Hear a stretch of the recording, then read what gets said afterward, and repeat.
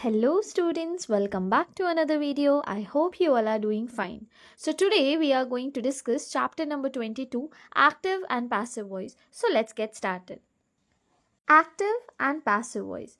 Now what are these? First we are going to discuss active voice.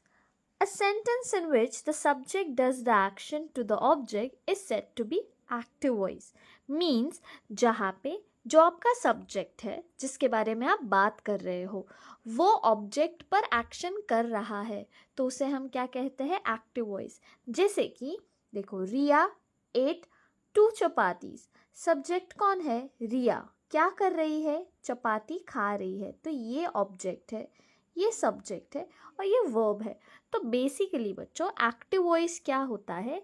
जो subject verb object इस sequence में हो इसे हम क्या कहते हैं? एक्टिव वॉइस कहते हैं। ठीक है। अब what is passive voice? The subject is not the doer of the action, the name of the doer of the action is in the by phrase, such sentence is said to be passive voice. Easy language में बच्चों जब इसका उल्टा हो जाता है, object पहले आ जाता है, वर्ब उसके थर्ड फॉर्म में आता है और फिर सब्जेक्ट आता है तो उसे हम क्या कहते हैं? Passive voice.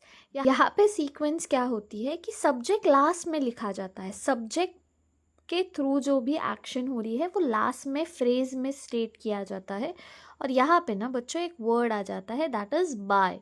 तो आपका सीक्वेंस क्या हो जाता है? Object third form of verb by subject. तो देख लो यहाँ एग्जाम्पल जो था हमारा, हमने पहले क्या लिखा है? रिया एट, ने यहाँ पे क्या लिखा है? Riya ate 2 chapatis. Subject verb object. जब हम इसे पैसिव करेंगे तो 2 चपातीस ऑब्जेक्ट पहले आ जाएगा, 8 का थर्ड फॉर्म क्या होता है? ईटन। ठीक है, चपातीस है तो वेयर आ जाएगा, वेयर ईटन। सब्जेक्ट हमारा लास्ट में आ गया। ठीक है, और बाय भी आ गया यहाँ पे। तो जब आप एक्टिव से पैसिव करोगे तो ऑब्जेक्ट पहले आ जाएगा, सब्जेक्ट बाद में आ जाएगा और यहाँ पे जो है वर्ब का थर्ड फॉर्म आ जाएगा। ठीक है, अब वही मैंने यहाँ पे इजी वर्ड्स में दे दिया है, आप नोट डाउन कर सकते हो ताकि आपको क्या हो जाए? इजी हो जाए जब भी आप उसे रिवाइज करोगे। देखो पैसिव का यहाँ से लिख लो object helping verb. Helping verb मतलब क्या हो गया? Is, am, are, were. ठीक है, ये सारे वर्ड्स V3 बाय और सब्जेक्ट, ये जो है हमारा फॉर्मेट होता है। अब हमें रूल्स क्या याद रखने हैं जब हम एक्टिव टू पैसिव करेंगे कोई भी सेंटेंस को? तो पहला है ऑब्जेक्ट बिकम सब्जेक्ट। जो ऑब्जेक्ट है वो पहले आना चाहिए। ठीक है, वो हमारा मेन लीड रोल प्ले करेगा यहाँ पे। Subject goes at the end. जो सब्जेक्ट हमारा मेन हीरो था वो अब क्या हो गया है? साइड कैरेक्टर बन जाएगा, वो लास्ट में चला जाएगा। उससे पहले क्या आना चाहिए? बाय आना चाहिए। यूज V3, जो भी वर्ब है उसका थर्ड फॉर्म आएगा पैसिव में। पैसिव में उसका हमेशा थर्ड फॉर्म आएगा, याद रखना। Add a helping verb is, am, are, was, were और टेंस सेम होना चाहिए। बच्चों एक्टिव में अगर वो प्रेजेंट टेंस है तो पैसिव में भी प्रेजेंट ही आएगा, बस हम उसका सीक्वेंस बदल रहे हैं, हम उसका टेंस नहीं बदलेंगे। ठीक है, ये क्या है वो मैं आपको अगले वाले चार्ट में बताती हूँ। जो मैं आपको कह रही थी कि ये जो है टेंस सेम रहना चाहिए, तो अब टेंस को कैसे सेम रखें? ठीक है, उसके भी कुछ रूल्स होते हैं। तो देख लो, पहला है सिंपल प्रेजेंट टेंस। बच्चों प्रेजेंट टेंस में क्या होगा? राइट जो है उस, अभी देखो यहाँ पे हमारा स्टोरी जो है वो ऑब्जेक्ट है, पहले वो आ जाएगा। ठीक है, यहाँ पे स्टोरी एक ही है तो हेल्पिंग वर्ब क्या आएगा? IS इज आएगा और राइट का थर्ड फॉर्म क्या आएगा? रिटन आएगा। तो a story is written by me हो गया। तो जब भी आपका प्रेजेंट है ना, सिंपल प्रेजेंट होगा तो इज और थर्ड फॉर्म आ जाएगा, ये याद रख लो। जब कंटिन्यूअस होगा, ING होगा, तो बच्चों यहाँ पे ना बीइंग, BEING, बीइंग ये वर्ड ऐड हो जाएगा, बीइंग और थर्ड फॉर्म हो जाएगा। जब हैव होगा तो क्या आ जाएगा? पैसिव में हैज बीन आ जाएगा। ठीक है, जब रोट होगा, रोट मतलब जब पास्ट टेंस होगा तो पास्ट टेंस को बच्चों वॉज ये वर्ड लग जाएगा पहले। तो जब आपका पास्ट कंटिन्यूअस होगा तो देखो ING को तो बीइंग लगाना है, तो पास्ट है तो वॉज और ING है तो बीइंग, ये दो वर्ड ऐड हो जाएंगे उसमें। हैड है तो हैड को क्या आएगा? हैड ही आएगा और हैज, हैव, हैड के साथ ना BEEN बीन लगता है। बच्चों ये याद रखना, ING को BEING बीइंग लगता है और हैज, हैव, हैड को BEEN बीन लगता है। शाल राइट होगा तो विल बी बन जाएगा, शाल हैव होगा तो हैव है तो बीन आना चाहिए, तो विल हैव बीन बन जाएगा। ठीक है, ये कुछ रूल्स है जो मैं आपको जैसे जैसे क्वेश्चंस आता जाएंगे तो आप समझ जाओगे, बट फिलहाल के लिए आपको ये याद रखना है जो मैंने यहाँ बताया है, यही आपको अगले चार्ट में भी बताया हुआ है। ये आप नोट डाउन कर सकते हो कि सिंपल प्रेजेंट टेंस अगर है और उसे हम एक्टिव से पैसिव कर रहे हैं तो is am are plus V3 ये करना है। जब हम प्रेजेंट कंटिन्यूस करेंगे तो is am are plus being, BEING being, जब भी ING होगा तो BEING बीइंग लगेगा ही लगेगा, ठीक है। उसके बाद में जब पास्ट होगा कोई भी टेंस, तो जब भी पास्ट को करेंगे हम तो वॉज वेयर लगना चाहिए थर्ड फॉर्म के साथ। फ्यूचर करोगे तो विल भी लगना चाहिए और थर्ड फॉर्म लगना चाहिए। उसी तरह अलग अलग टेंसेस का यहाँ पे रूल दिया हुआ है, बस याद कर लो। इसमें से जो मैं आपको सजेस्ट करूँगी कि आपके दिमाग में फिट कर लो वो ये होगा कि जब भी लेट वर्ड में एक्टिव में ING होगा तो आपके पैसिव में BEING बीइंग लग जाएगा, और जब भी आपके उसमें HAVE हैव हैज़ हैड होगा तो BEEN बीन लग जाएगा, ठीक है। ये याद रख लो, मैं आपको याद दिलाते रहूँगी, फिर भी आप याद रख लो। ये कुछ जो है वो बहुत इंपॉर्टेंट है क्योंकि ये ही आपको ज़्यादातर आगे कंफ्यूज करेंगे, ठीक है। So let's solve the exercise now. Question number 1, pick out the correct passive voice. अब देख लो बहुत इजी है पैसिव वॉइस को आइडेंटिफाई करना। पैसिव वॉइस में हमें क्या चाहिए, एक तो V3 चाहिए और BY बाय होना चाहिए। देख लो कहाँ दिखता है, ठीक है। The servant open the door, door पहले आएगा सब में, ये वाला ये वाला ये वाला डोर तो पहले है, ठीक है। ओपनड आएगा, बाय द सर्वेंट, यहाँ है ओपन्स द सर्वेंट नहीं, was open by the servant. अब देख लो हमें यहाँ क्या चेक करना है बच्चों, यहाँ ED है, पास्ट टेंस है, तो पास्ट को ना पहले वॉज लगेगा हेल्पिंग वर्ब। तो कहाँ दिख रहा है वॉज, ऑप्शन नंबर 4 में। तो हमारा आंसर क्या है, ऑप्शन नंबर 4 है। ये रूल्स ना आप उस क्वेश्चन के आगे लिख लो ताकि आपको बाद में रिविजन में ईजी हो जाए, ठीक है। Next question, question number 2, she was cutting an apple. देख लो वॉज है, ठीक है, वॉज है तो वो वैसे ही रहेगा। ING है तो क्या लगने वाला है बच्चों, यहाँ पे बीइंग लगने वाला है। कहाँ दिख रहा है आपको वॉज और बीइंग, एक यहाँ दिख रहा है और एक यहाँ दिख रहा है। She was cutting an apple, बच्चों एप्पल हमारा ऑब्जेक्ट है तो वही पहले आना चाहिए। तो हमारा आंसर कौन सा करेक्ट है, option number 1। Next question, question number 3, do the work. अब याद रखो जब भी कोई इम्पेरेटिव सेंटेंस होगा ना बच्चों, आप किसी और को कुछ करने बोल रहे हो, shut up, do the work, close the door, open the door, किसी और को कोई कमांड दे रहे हो, तो वो जब पैसिव हो जाएगा ना तो वो लेट से शुरू होगा, ठीक है। सो डू द वर्क क्या बन जाएगा, let the work be done. Got it, remember it, whenever you are giving a command or anything that is imperative, that sentence of yours in passive is always going to start with let, let. Okay, next question, question number 4, who is creating this mess? Now see here, is चाहिए हमें, ING है तो BEING being भी चाहिए हमें। कौन से sentence में आपको is और being दोनों दिख रहे हैं, let's check. by whom is this mess being created? Who has created this mess? इसमें तो being ही नहीं है। by whom has this be, इसमें भी BEING नहीं है। by whom this mess was being created इसमें है, बट हमें तो is चाहिए, यहाँ तो was है। तो हमारा आंसर कौन सा करेक्ट है बच्चों, ऑप्शन नंबर 1, जहाँ is भी है और जहाँ being भी है, ठीक है। ये इसीलिए मैं कह रही हूँ साइड में लिख लो ताकि आपको पता हो हमने क्या चेक किया था इसमें। Next question, question number 2, choose the correct active voice construction. First one, no survivors could be found, हमें कोई नहीं मिला, ठीक है, हम ढूंढ रहे हैं तो पहले हमने वी ले लिया। उसके बाद में कुड बी है तो वो जो टेंस है हमारा वो हम वैसे ही रखने वाले हैं, कुड आ गया, वी कुड। फाउंड का फर्स्ट फॉर्म क्या होगा, फाइंड, नहीं मिला है मतलब क्या हो गया, no survivors.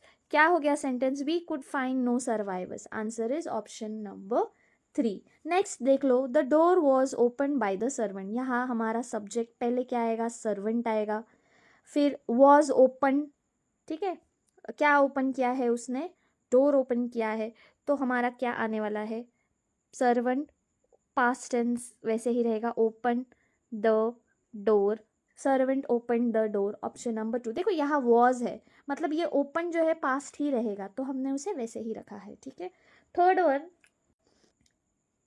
Third one, my car was being repaired by the mechanic. अब देख लो मैकेनिक रिपेयर कर रहा है, वो सब्जेक्ट है तो पहले आ जाएगा mechanic.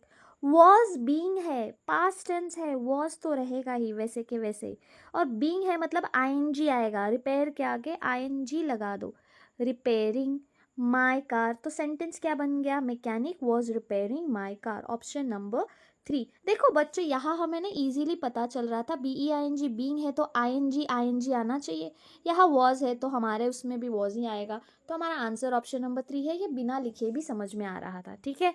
Let's go to next question now.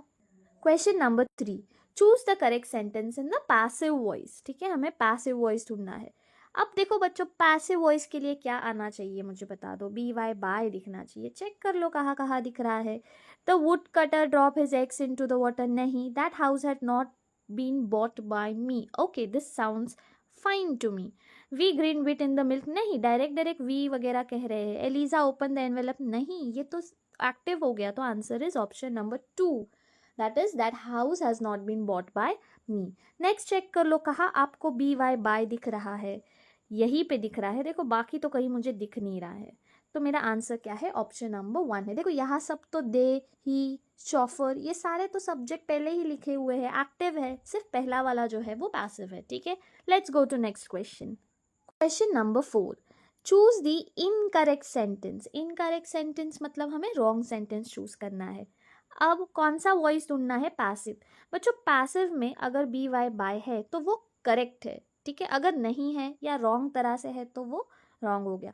These loaves were made yesterday, हाँ बन गए थे yesterday, this is correct. The old truck was been repaired by mechanic. बच्चों देखो BEEN बीन कभी वॉज के साथ नहीं जाएगा, BEEN बीन हमेशा किसके साथ जाता है, हैज, हैव, ठीक है, हैड के साथ जाता है, तो रॉन्ग क्या है हमारा, ऑप्शन नंबर 2 रॉन्ग है।